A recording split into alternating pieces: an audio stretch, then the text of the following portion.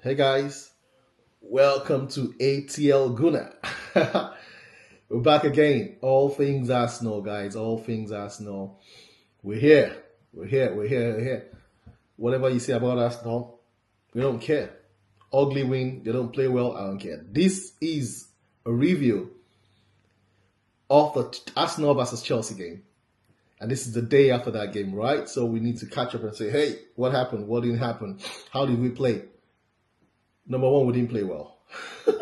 But anyways, before I get into the video, let me just say, guys, thanks for supporting this channel. It's my new channel, ATL Guna, and this is simple. This is what we do here. Talk all Arsenal, talk about the games, transfers, whatever is happening to injury news or whatever it is, right?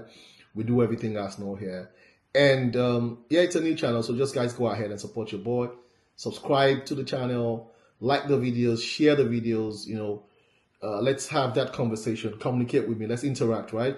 And guys, most importantly, I just wanted to say thank you for your support, okay? Wherever you're watching from, in the US, in the UK, in Nigeria, in Africa, Asia, Europe, wherever you are, Pluto, Mars, Jupiter, wherever you are, guys. Thank you. Let's do a quick review of that game. Arsenal Chelsea. How did we line up that day? Let me see. I'm gonna have a little bit of help from some of the notes I have here. Yep, so it was David Raya, usual culprit, unchanged from the North London derby. David Raya, Timber, William Saliba, Gabriel Magalhaes, Nkapie, Zubimendi, Declan Rice, Bukayo Saka, Eze, Trossard, Gyökeres up front, right? Chelsea had Eto'o because Cucurella was suspended, injured, right? Sarr, Chalobah, Reece James, very good player. Moses Caicedo, Andre Santos, Enzo Fernandez, Cole Palmer on the left, Pedro Neto on the right, and Joao Pedro in front. This game, predicted lineup. Yep, I think this was what I thought as well was going to happen. Did I have a problem with the lineup? Not really. I just think that Nkapie is very defensive minded, which keeps us strong and all that. He's not the most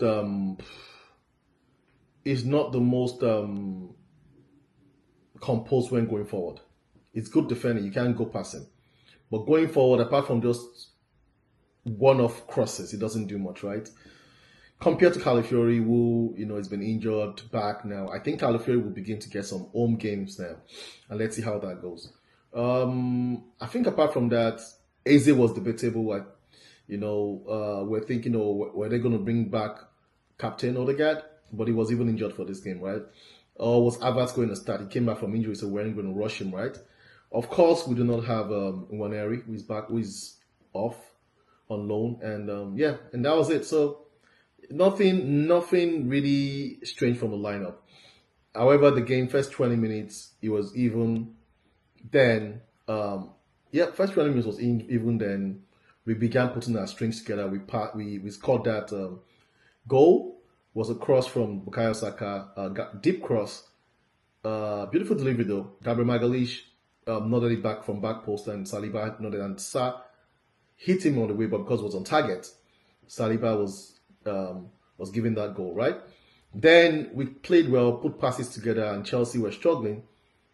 From nowhere, they had a beautiful corner first, and in fact, no, they had a corner which appeared to have touched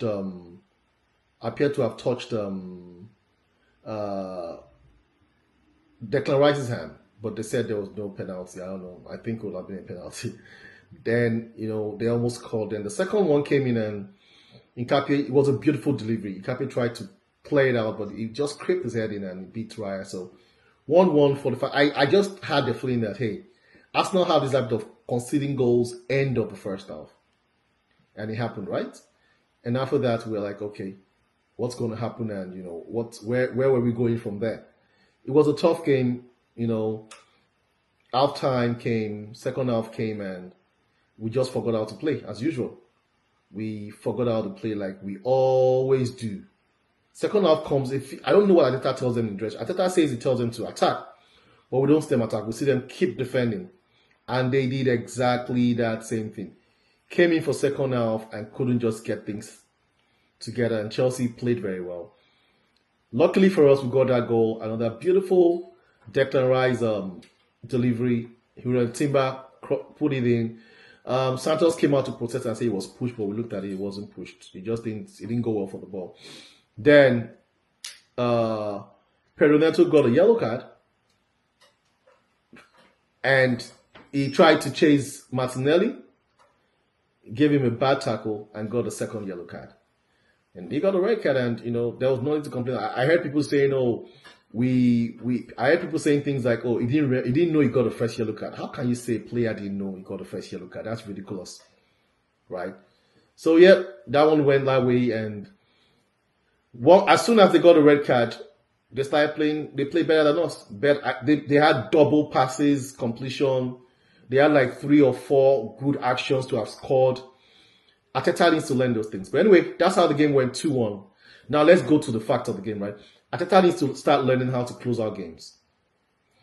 This is the second time that we have Chelsea getting a red card and playing better than us. Arteta needs to just do better. Number 1. Number 2, Trossard has been awful in a few games now, but nobody's saying anything because he started the season well. Martinelli is awful as well. This now makes it horrible that we bought Madueke alone. Or we even bought Madueke. Because we bought Madueke and he's a specialist on the right, can't really play on the left. There was Semenyo that would have gone for like 5-10 million more, right? But can be a deputy can be a starter on the left and also a deputy to Saka. So we could have just done. Semenyo just made more sense. Now Semenyo is becoming the difference maker in this title charge. So that was it, yeah. And 2-1. I mean, I'll take 3 points anytime. I don't care how ugly the goals are. If I score 1-0 till the end of the season and it's all set piece, I'll take it. I mean, City struggled as well to win leagues away, which we went there and just give them 4-0 easy. Yep. So that's it. And let me quickly do a player rating before I get off this review. Raya, I give him an 8. Beautiful saves. It was awesome in that game. I'll give him an 8. One mistake though. It wasn't his fault. It was Zubimendi. Right, Timber. I'll give Timber an 8. I'll give Timber a 9. I'll give Saliba and Gabriel Magalhaes an 8. In Kapie, I'll give him a 7. I'll give him an 8. But that own goal, I'm sorry, he could have done better. But he did well in the game, right? So I'll give him a 7. Zubimendi, I'll give a 6. He's not done well in big games, and people are not saying anything. I don't know. Maybe he needs Rice next to him, close to him, but he's not. Maybe in those big games, Rice should be the deeper one, and Zubimendi should go forward. But I'll give him a 6. Rice, I'll give him a 7. He had a good game. He was a runner, but he didn't do as much as I thought he would do. So I'll give him an 8. Eze, I'll give a 6. He didn't do too much. He had that chance we could have put up, but tried to place the ball. He didn't do too much, So I'll give him a 6. He didn't do too much. Saka, I'll give a 7. Played well. Wasn't at his best, but he still, had his chances. Trossard, I'll give a 5. He was awful on the day. And Gyökeres, I'll give a 6. He didn't do much. So that's my play. I'm just going to give the first 11 a player rating. Man of the match for Arsenal, yes, it was Gabriel Magalhaes. Well worth it because he marshaled Joao Pedro a lot, right? He didn't let him have a chance. Yep, that's the review of that game. Arsenal still top of the league. We have our next game against Brighton. I'll be doing a preview of that game, and that video will be coming out tomorrow, I think. All right, guys. Thanks for watching. Go ahead. This is the ATL Guna. Smash that like button.